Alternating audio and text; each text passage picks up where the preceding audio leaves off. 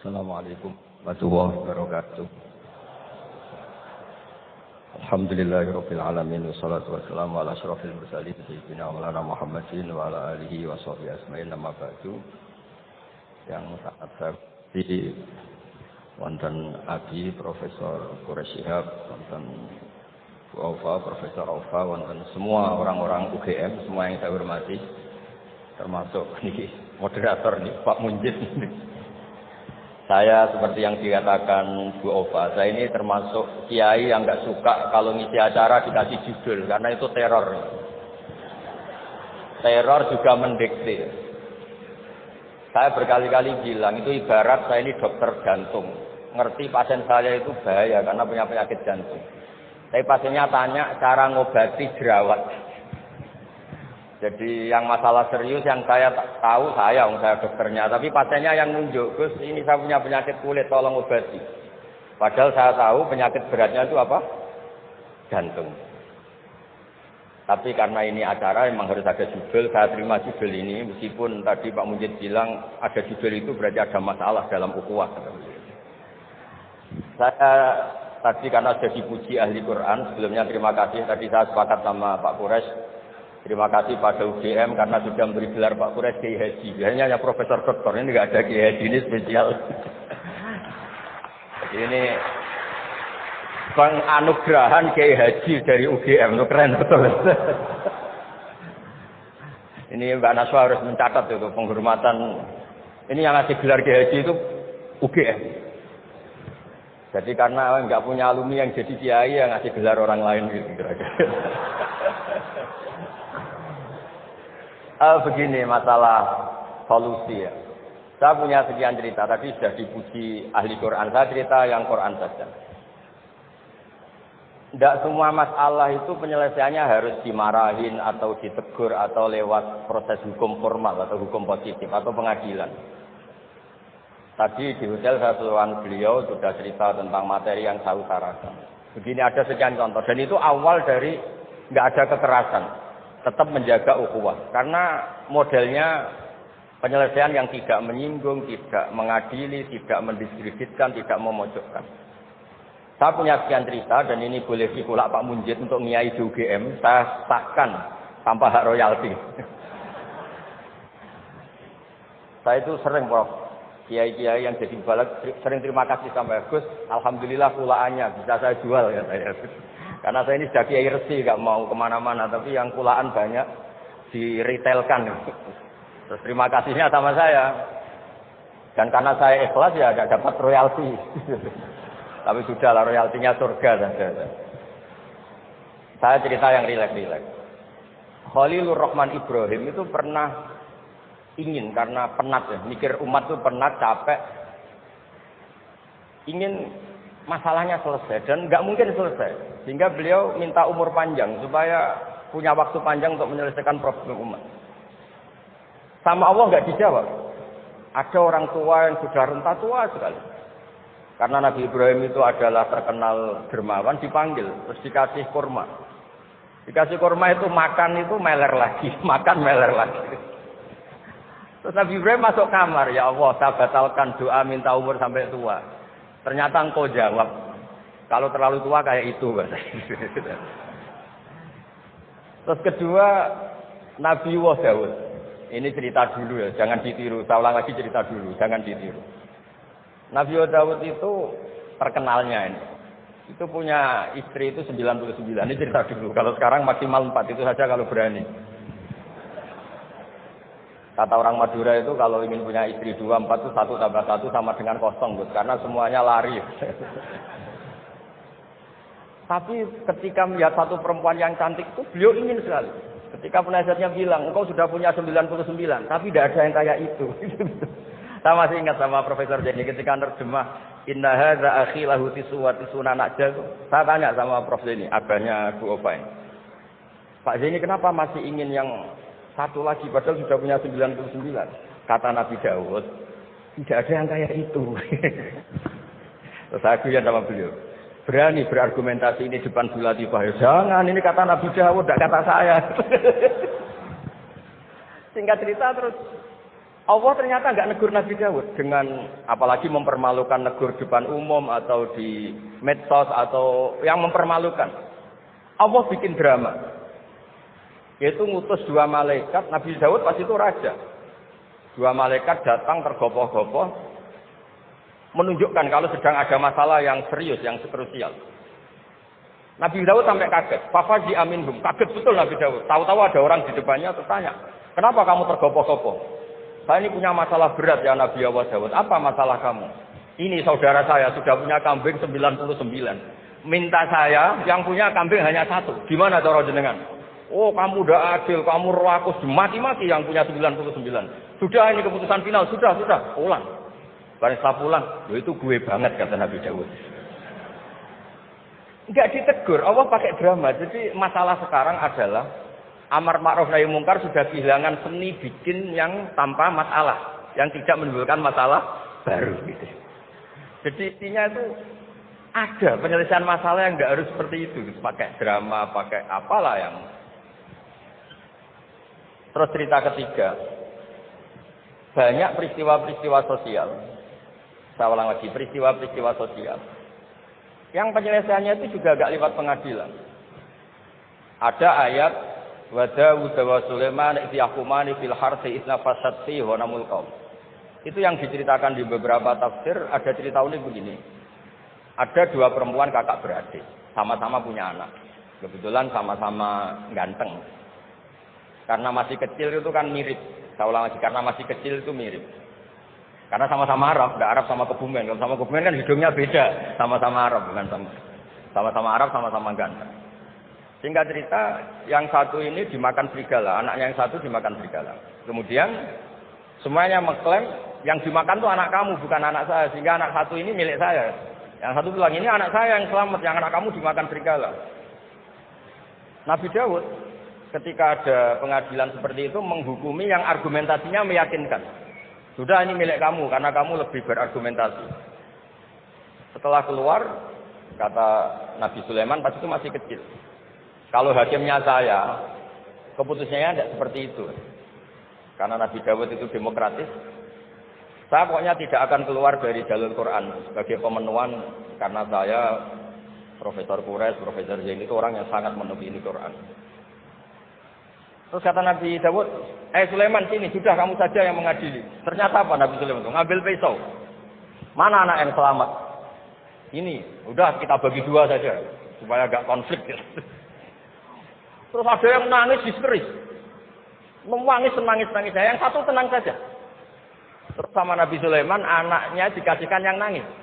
Ini ibu beneran ini. Berarti ini ibunya beneran ini, anaknya mau dipotong nangis, kamu mesti enggak. Masa anaknya mau dipotong diam aja. Jadi ternyata sebagian pengadilan dulu itu pakai perangkat psikologis. Gak mungkin secara naluri normal orang anaknya mau dipotong membiarkan. Itu pasti tidak ibunya itu. Akhirnya dimenangkan yang nangis tadi. Jadi banyak cerita di literatur saya. Itu tidak semua masalah atau kemungkaran atau maksiat atau apa itu diselesaikan pakai cara-cara mempermalukan di depan umum atau pidato berapi-api yang mojokkan sana sih. Cerita saya yang terakhir adalah tentang Rasulullah Muhammad SAW.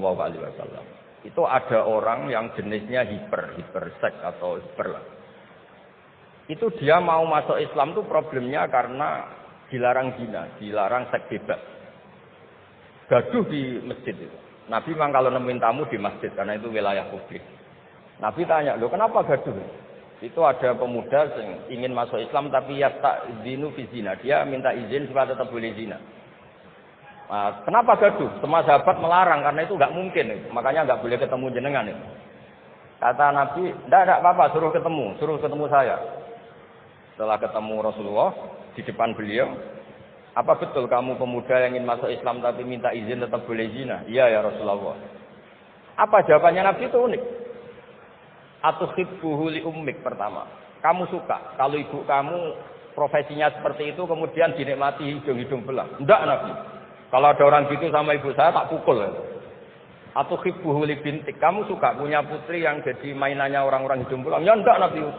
Atau hubuli amatik. Kamu suka kalau itu terjadi di bule kamu. Sampai nyebut sekian orang-orang yang dicintai pemuda itu. Akhirnya pemuda itu, wallahi, demi Allah saya tidak pernah melihat sesuatu seburuk zina, seburuk itu. Dan demi Allah saya tidak akan zina lagi.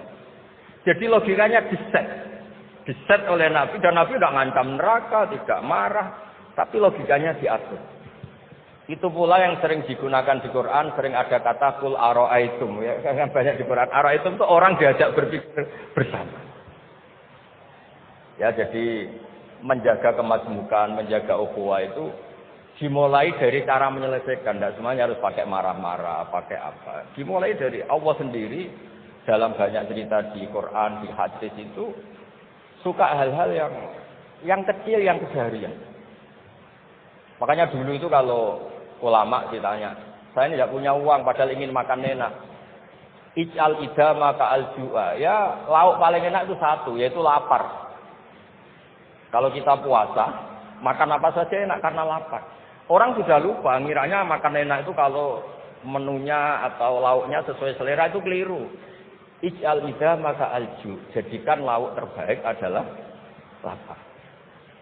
Wah kita mau tidur gak enak gini-gini ingin cari tempat yang enak ya makanya kiai kuno kalau nasihati anak-anaknya kamu kalau ngaji makan yang enak tidur yang enak maknanya jangan tidur kalau gak ngantuk banget jangan makan kalau tidak lapar itu pasti semuanya menjadi enak. Nah orang sudah melupakan kearifan begitu sehingga solusi-solusi yang dibikin ini lompatannya malah kacau karena sebetulnya itu tidak adatnya Allah. Terus yang terakhir, ini makalah yang saya bawa dari dalam. Ini mungkin nanti Pak Munjid bisa belajar. Bisa ya tadi, bisa dijual ini. Karena sekarang itu ngaji itu, pokoknya keren lah sekarang. Ngaji sekarang itu fid dunya hasanah wa fil akhirati hasanah. Dulu ngaji itu hanya fil akhirati hasanah, nggak dapat apa-apa. Kalau sekarang itu fid dunya hasanah wa fil akhirati nggak jelas. Karena sudah dapat upah itu.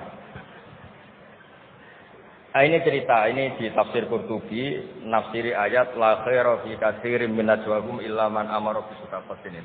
Ikutnya suratun Nisa, nanti bisa dicari di ya kalau orang udah mungkin di googling mungkin 114 ayatnya. Sistem di pengadilan Indonesia, misalnya ada orang sengketa, kadang-kadang dilaporkan ke polisi itu silakan selesaikan secara kekeluargaan. Itu ternyata ini di tafsir Qurtubi di kitab saya baca teksnya supaya nanti ditafsir Pak Kures.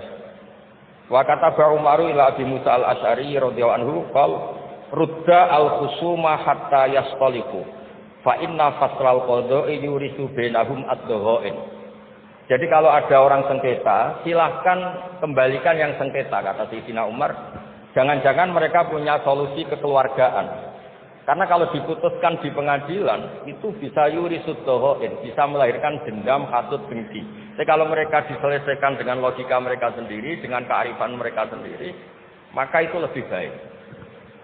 Ini juga yang dilupakan. Setiap ada masalah itu dikasuskan di pengadilan. Padahal ini andaikan saya dalam posisi pengamat politik mungkin cerita, padahal bisa diselesaikan dijadikan menteri gitu, tapi itu tidak wilayah saya. Tapi itu tidak wilayah saya. Andaikan saya datang sebagai pengamat politik mungkin contohnya itu, tapi saya tidak masuk wilayah itu. Cerita-cerita itu masyhur itu. Dulu ini cerita lagi ke Habib Qures di Habib Qures ya. Pernah ada orang itu saking solehnya beli tanah. Mestinya beli tanah seisinya. Lala tanah itu emasnya banyak. Setelah itu orang itu bilang, saya ini hanya beli tanah kok isinya emas banyak ini gimana? Bilang sama penjualnya. Penjualnya nggak mau, enggak. Saya jual tanah seisinya. Emas itu milik kamu, enggak. Saya beli tanah kok dapat emas. Itu dulu penyelesaiannya bilang, kamu punya anak putri, kamu punya anak laki, ya sudah besaran saja biar gak kelio. Jadi dulu banyak cerita-cerita kearifan yang orang itu udah harus rame-rame di pengadilan. Ya tadi andaikan saya politik, mungkin contohnya nggak usah di MK lah, dimenterikan gitu. Andaikan saya politikus. Tapi enggak, itu enggak wilayah saya. Jadi di antara kebaikan Islam, benan nas bukan benal muslimin, bukan benal muslim wal kafir. Benan nas. Kita rukun sesama non muslim itu juga ajaran Islam. La khaira fi katsirin min najwahum Diskusi apapun tidak baik. Kecuali diskusi yang menyuruh kebaikan, menyuruh sedekah, au islahim bainan nas, atau diskusi yang menjadikan kita baik-baik saja. Hubungan kenegaraan, hubungan kebangsaan, hubungan kemanusiaan baik-baik saja. Sekian mukadimah saya, nanti ditambahi Abdi Quraisy, Profesor Quraisy. Sekian, dan saya tidak salam dulu karena pasti provokatornya ini provokasi lagi. Jadi kalau moderator itu kan bikin sesuatu indah. Ini jadi tidak indah. Masa orang sesantun saya dibilang harimau, itu kan kacau. Itu nggak benar itu. Karena kalau di Indonesia, oh ini negara nggak benar kayak hukum rimba, yang kuat menang. Yang kuat itu kan harimau, jadi masalah kan. Tapi saya maafkan karena di dunia kiai ini masih mualaf latihannya. Saya alhamdulillah orang-orang UGM memang sering ketemu saya dulu zaman Pak Panut. Ini rumah saya ganggu ya berkali-kali. Jadi ya tidak apa-apa, silahkan salah karena Allah Maha Pemaaf. Monggo. Terima kasih banyak Gus Baha. Alhamdulillah ya. Salah satu di antara kelebihan Gus Baha, ini salah satu aja. Banyak sekali kelebihan, tapi salah satunya adalah beliau selalu bisa membawa agama menjadi lebih mudah dipahami, menjadi lebih konkret dengan kita, dan menjadi lebih relevan dengan kehidupan kita. Beliau kalau menafsir selalu punya catatan-catatan. Kalau bagi banyak orang ini baik atau bahkan mutlak baik, beliau selalu ada kecualinya. Berhubungan dengan orang kaya baik, tapi ada catatannya. Berhubungan dengan orang yang miskin misalnya, oleh banyak orang dianggap tidak baik, tapi beliau bisa menunjukkan kelebihannya. Berhubungan dengan orang yang punya jabatan tinggi, beliau ada catatannya. Berhubungan dengan orang yang tidak punya jabatan, beliau ada catatannya. Sehingga ketika kita mempraktikkan agama itu selalu ada ruang-ruang untuk menafsir, untuk berpikir, dan tidak begitu saja ikuti tafsir yang hitam putih. Ini salah satu di antara kelebihan Gus Baha dalam semua apa yang beliau sampaikan. Nah nanti silahkan Bapak Ibu teman-teman sekalian mempersiapkan pertanyaan yang terbaik.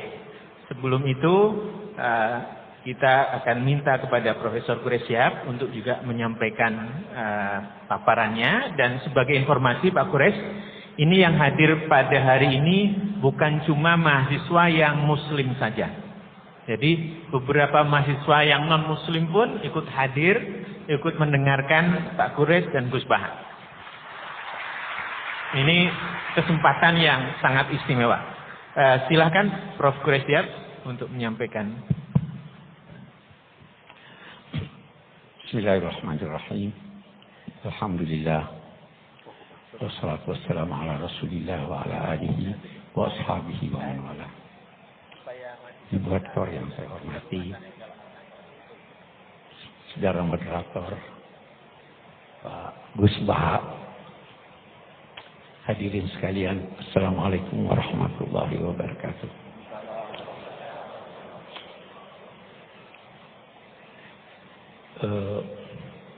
Saya itu selalu terkagum-kagum dengan Gus Baha. Dapat saja dia kisah dari Al-Quran untuk dia jadikan sebagai nasihat buat kita semuanya. Jadi saya ingin memulai dengan mensyarah Islam. Itu dua orang berselisih. Satu kaya raya, satu miskin. Dia datang ke Nabi Daud. Kita perhatikan ucapannya. Inna hadza akhi lahu tis'un wa tis'una na'ja. Dia berselisih. Tapi dia berkata, saudaraku ini. Ya. Kendati berselisih, dia masih berkata, saudaraku ini mempunyai 99 ekor kambing. Saya punya cuma satu. Dia mau yang satu itu juga, dia ambil. Kita lihat lebih jauh. Nabi Daud begitu mendengar, dia lantas memberi putusan. Az-zalamaka bisu'ali na'jatik. Dia telah menganiaya kamu dengan menuntut dia punya yang satu itu. Kita lihat. Benar tidak Nabi Daud ini? Tidak. Dia sadar bahwa dia telah memberi putusan sebelum mendengar dari pemilik 99. Apa maknanya? Jangan cepat-cepat beri putusan. Dengar dari seluruh pihak, baru beri putusan. Yang saya ingin katakan, kalau kita merujuk baik kepada kitab suci maupun kepada kearifan lokal, semua problema kita dapat terselesaikan dengan syarat kita menganggap yang tidak sependapat dengan kita adalah saudara kita. Dan ya kan? Dan berusaha mencari solusinya dari tuntunan Tuhan dan kearifan lokal kita. Dan itu sangat banyak. Itu saya kira satu yang saya ingin menjadi mukaddimah dari apapun namanya untuk kita menghadapi ini, merawat ukhuwah.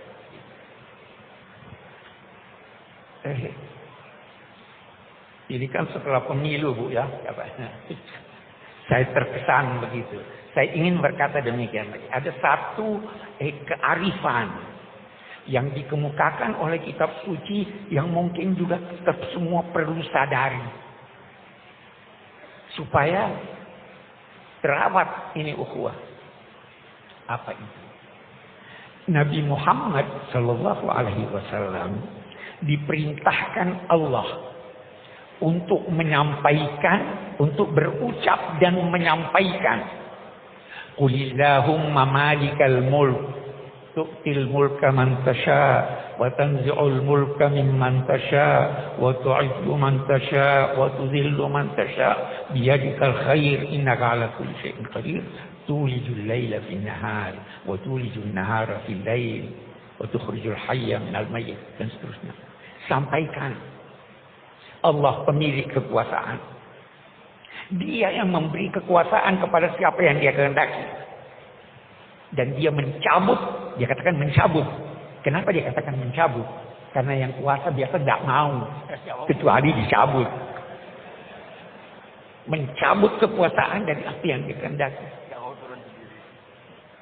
Dia yang memuliakan, dia yang menghinakan. Tetapi ingat, di dalam genggaman Tuhan kebajikan itu. Apa maknanya? Ikuti tuntunannya. Pada akhirnya kamu mendapat kebajikan. Baru dia lanjutkan. Sampaikan juga. Wahai Tuhan, Engkau memasukkan malam di dalam siang. Memasukkan siang juga di dalam malam. Engkau menghidupkan. Mengeluarkan yang hidup dari yang mati. Dan mengeluarkan yang mati dari yang hidup. Apa maknanya ini? Kata sementara pakar, inilah isyarat tentang teori dialektika. Jangan pernah menduga bahwa sesuatu yang sudah tidak ada harapan tidak mungkin muncul lagi. Karena Tuhan menghidupkan dari yang mati. Ikuti saja tuntunan Allah. Nah, apa tuntunan Allah? Ini tadi sebagian yang dikemukakan. Usahakan islah, usahakan perdamaian, usahakan merawat persaudaraan. Oke. Kemudian Nabi bersabda, sebagaimana keadaan kamu, begitulah ditetapkan penguasa kamu. Kama takununa yuwalla alaikum. Apapun, siapapun yang berkuasa, kekuasaannya bersumber dari Tuhan. Walaupun yang berkuasa itu menentang Tuhan. Itu Namrud, musuhnya Nabi Ibrahim, itu diberi kekuasaan oleh Tuhan. Tetapi ingat, dia yang memuliakan dan dia juga yang menghinakan, dia yang mencabut. Karena itu saya ingin berkata begini, apapun hasil akhir pemilu kita, apapun hasil akhirnya, apakah calon Anda yang menang atau dia yang kalah, ketahuilah bahwa itulah cermin dari masyarakat kita. Sebagaimana keadaan kamu, kalau Anda anggap baik, maka itulah cermin kebaikan. Tapi kalau Anda anggap buruk, itulah cermin masyarakat kita. Kalau itu cermin masyarakat kita, maka terimalah dengan legowo, tetapi usahakan untuk memperbaiki. Jangan sampai ukhuwah ini, karena ini modal kita nih, ukhuwah ini modal kita. Nah, yakinlah bahwa di tangan Tuhan kebajikan itu. Yakinlah. Nah, satu hal lagi. Kalau Anda tidak berhasil, Tuhan yang akan menetapkan buat Anda bantuannya. Yakin itu. Itu ada di Al-Quran, itu dikatakan begini. Wa in kadu la yastafizzunaka liyukhrijuka minal ardh idzan la yalbasuna. Mereka itu hampir saja menjadikan engkau gelisah. Masyarakatmu gelisah dalam ketakutan. Kalau itu terjadi, yakinlah rezimnya pasti runtuh. Itu hukum kemasyarakatan. Jadi kembali pada tuntunan agama. Apapun hasilnya, kita terima sambil berusaha untuk memperbaiki. Sambil menjaga ukhuwah ini. Karena inilah modal kita. Kita tidak ingin ada dari luar. Mari kita selesaikan persoalan kita di dalam. Itu saya kira yang pertama. Nah, sekarang saya ingin berbicara sedikit tentang apa sih ukhuwah itu. Apa itu ukhuwah? Ukhuwah itu dari segi bahasa berarti persamaan. Kita semua sama. Apapun persamaan antara sesuatu dengan sesuatu yang lain, maka itu saudaranya. Semakin banyak persamaan, semakin kukuh persaudaraan. Saudara. Itu dari bahasa Sanskerta. Saudara atau saudara. Katanya artinya serahim, sama rahimnya. Kita serahim. Nah, kemudian berkembang maknanya, sebagaimana perkembangan bahasa. Jadi ada persamaan. Saya memperoleh kesan bahwa saudara itu adalah yang seudara dengan Anda. Saudara. Binatang itu saudara kita. Sama-sama kita. Wa min ta'irin yatiru bi janahihi illa umamun amsalukum. Tidak ada suatu burung yang terbang dengan kedua sayapnya di udara kecuali sama-sama kamu. Itu saudara kita. Setan itu, orang yang boros itu saudaranya setan. Innal mubazzirina kanu ikhwana syayatin. Jadi siapapun yang seudara dengan Anda adalah saudara Anda. Saudara kita. Binatang saudara kita. Tumbuhan saudara kita. Karena dia saudara. Bahkan dalam ajaran Al-Quran, batu pun bisa menjadi saudara kita. Gunung itu mencintai kita. Uhudun yuhibbuna. Dia juga dalam dua tanda petik hidup.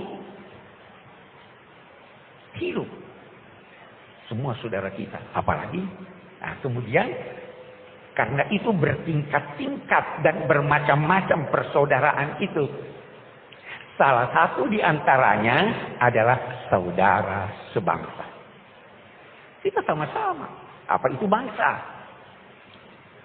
Beda-beda definisi para pakar tentang bangsa. Tetapi yang jelas, dengan bangsa, lahir bangsa dari adanya persamaan.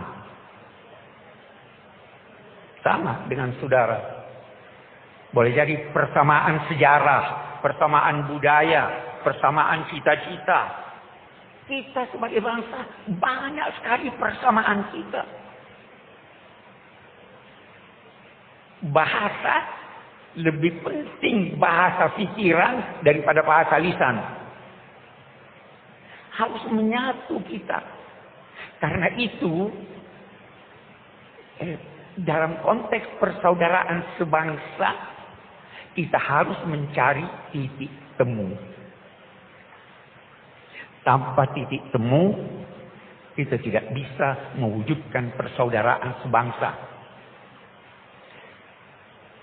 Saya teringat, Sayyidina Ali pernah berkata begini.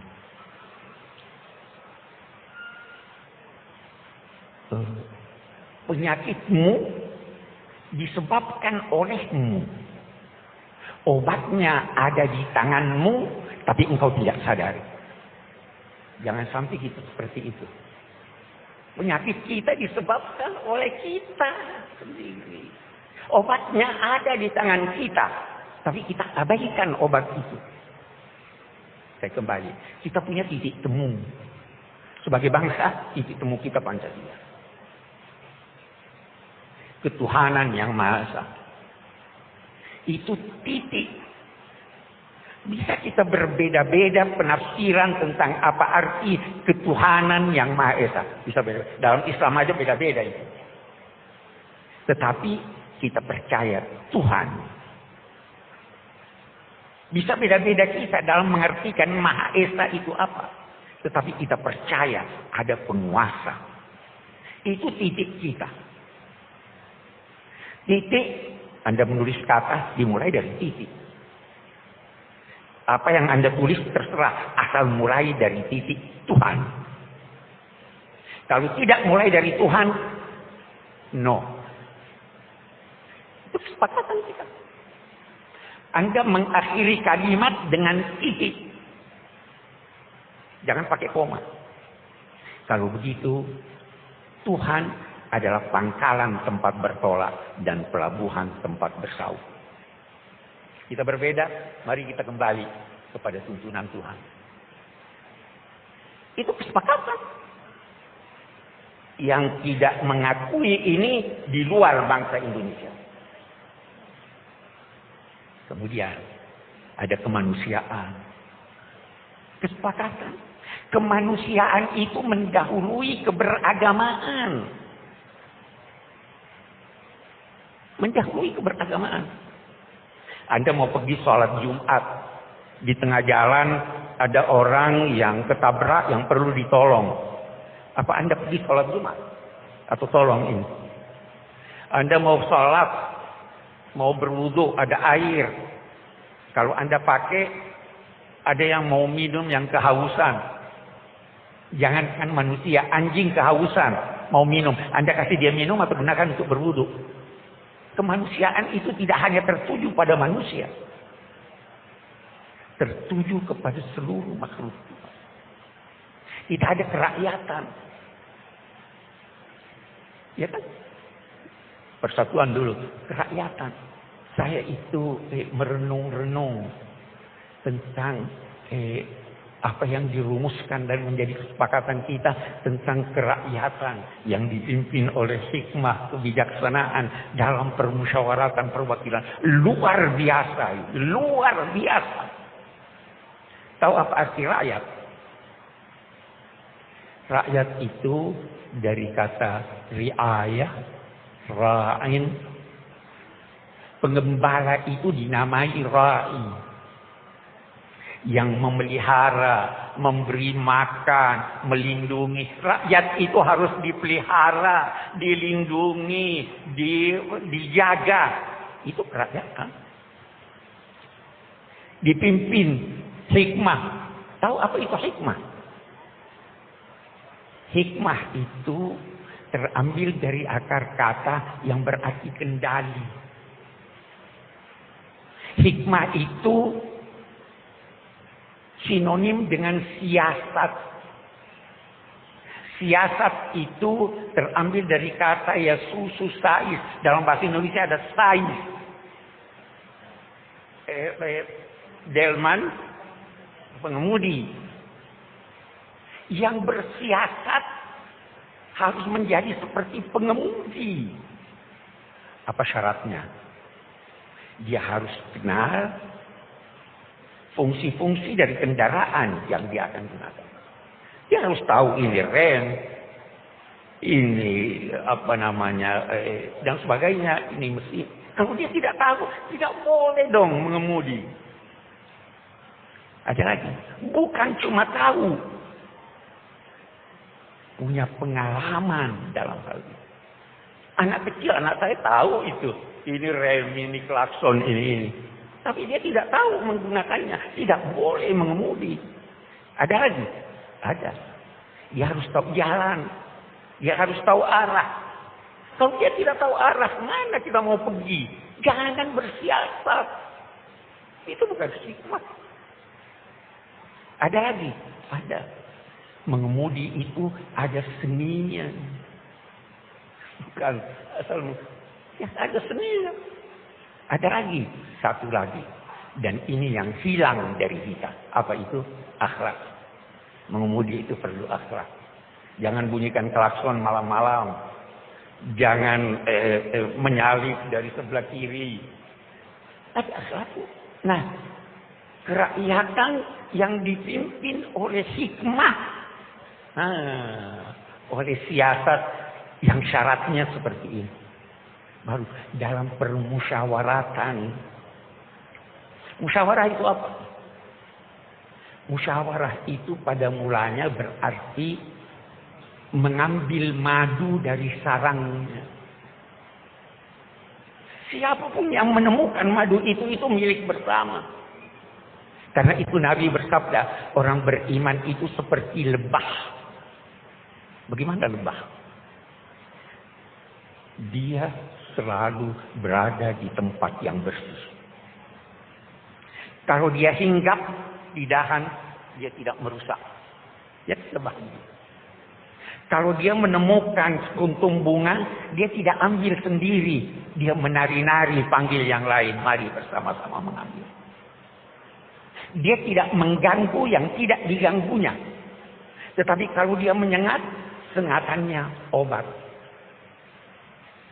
Itulah musyawarah. Saya ingin kembali berkata bahwa sebenarnya problema kita, kalau kita punya problem, boleh jadi kita tidak tahu penyakit kita apa. Dan kalau kita tahu, kita lupa bahwa obatnya ada pada diri kita. Kembali deh ke Pancasila. Laksanakan itu secara baik dan benar. Problema kita akan terselesaikan.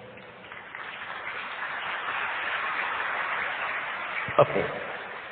Kita bisa panjang berdiskusi menyangkut ini. Terakhir yang saya ingin katakan. Persaudaraan itu dimulai dari jangan. Merawat itu lebih penting dari mengobati. Kita mau rawat. Bagaimana merawat? Kalau dalam tuntunan agama, jangan. La yaskhar qaumun min qaum. Itu di surat Al-Hujurat kan? Jangan satu kaum menghina kaum yang lain. Jangan sekelompok perempuan menghina kelompok perempuan yang lain. Boleh jadi yang dihina, yang dilecehkan lebih baik dari dia. La yaghtab ba'dukum ba'dan. Jangan mengumpat. Semua jangan. Kalau Anda bisa menghindarkan apa yang tidak baik, itu terpelihara ukhuwah. Nanti baru kemudian itu baru memberi. Itu kan merawatnya begitu. Kita rawat itu. Tidak. Dan terakhir, bersaudara. Siapa sih, saya kembali? Saudara itu siapa loh? Saudara itu, puncak persaudaraan itu adalah memandang orang lain adalah diri Anda. Memandang orang lain adalah diri Anda.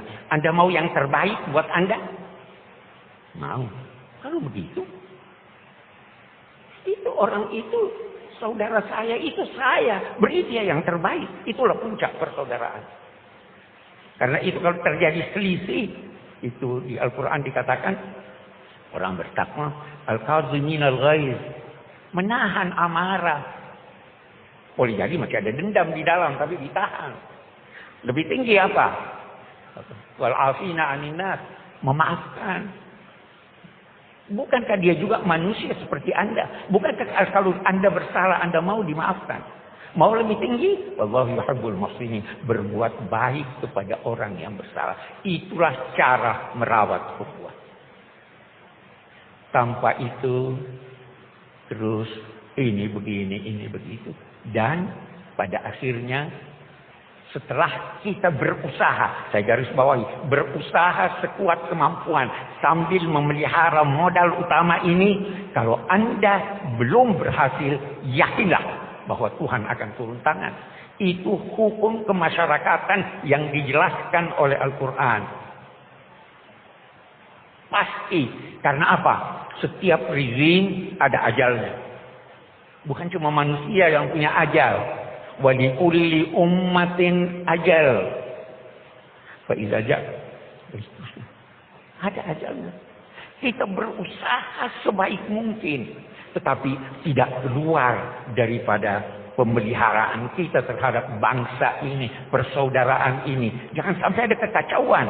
Karena, sekali lagi, al-imamul jair khairun minal fitnah. Penguasa yang berlaku zalim itu lebih baik daripada chaos. Wa fi ba'dhi syarri siyar. Memang di dalam keburukan pun kita harus pandai-pandai memilih mana yang lebih sedikit keburukannya. Nah, sekali lagi terkesan, saya terbawa sebenarnya oleh Gus Baha. Itu tuntunan agama. Dan itu yang harus kita pertahankan. Tetapi sekali lagi jangan salah paham bahwa kita berdiam diri. Kita berusaha sekuat tenaga. Tapi sesuai dengan tuntunan kitab suci, sesuai dengan kearifan lokal, dan terus mempertahankan persatuan bangsa, kesatuan kita, serta persaudaraan kita sebagai sesama bangsa, sesama manusia, bahkan sesama makhluk Tuhan. Demikian. Assalamualaikum warahmatullahi wabarakatuh. Waalaikumsalam warahmatullahi wabarakatuh. Luar biasa, hari ini kita mendapatkan pencerahan dari dua tokoh yang sangat kita hormati. Dan masing-masing beliau mendekati persoalan dari sudut pandang yang berbeda. Kalau Profesor Quraisy Shihab itu seperti selalu kita baca dalam tafsir beliau Al-Misbah. Tadi saya sengaja tidak memperkenalkan para pembicara kita. Karena beliau sudah lebih dari cukup untuk dikenalkan. Jadi kalau Anda tidak kenal, masalahnya bukan ada pada beliau, tapi pada sampean. Nah, kembali ke apa yang disampaikan beliau. Pak Quraisy kalau menyampaikan segala sesuatu itu sangat sistematis. Digali dari etimologinya, dari akar katanya. Lalu dihubungkan dengan persoalan, dengan tafsir dan berbagai macam kemungkinannya. Sehingga ukhuwah yang tadi disampaikan sangat relevan dengan kita. Puncak dari persaudaraan dari uraian beliau adalah kalau kita sudah bisa melihat, memperlakukan orang lain sebagai diri sendiri. yang belajar etika paham. Itu substansi etika.